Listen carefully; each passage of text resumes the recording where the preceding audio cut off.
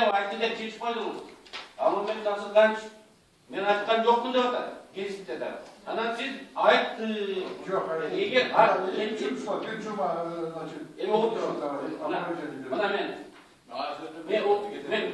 сиз, мен, башкалар Атамбаев жөнүндө, Оторбаев жөнүндө эмне деп сүйлөшкөнүңүздү мен айтсам, кол текшелип жерге чөгүп кетишиңиз. Күнүгө Атамбаевдын дагы, Оторбаевдын дагы, Данияр жокто Данияр жөнүндө да сүйлөшөбүз. Анан кийин, эгер мен ушуну гезитте айтып жазып бере турган болсом, бул жазган кишинин күнөөсү да. Мен аны айтпайм сиз менен сүйлөшкөнүңүздү. Алмаз Сәрсенов менен сүйлөшкөндө силер жөнүндө болгон сөздү мен эч жакта айтпайм. Мына этикеде ошону айтат.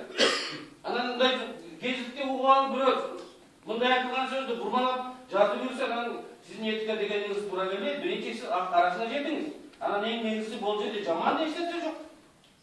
Эң кызыктар адам деп бүткүл Кыргызстан дил сөйлөсө, ушул прокурор болот деп атса. Эми ол прокурор болушу мүмкүн деп койсо, ага эмнеге тергөө? Ал эми сиз туура айттыңыз, Конституция боюнча Генералдык прокуратура президент сунуш кылып кетирет, анын ордуна сунуш кылып коет. Бул жерде эч кандай интрига жок, булардын конституциялык милдети.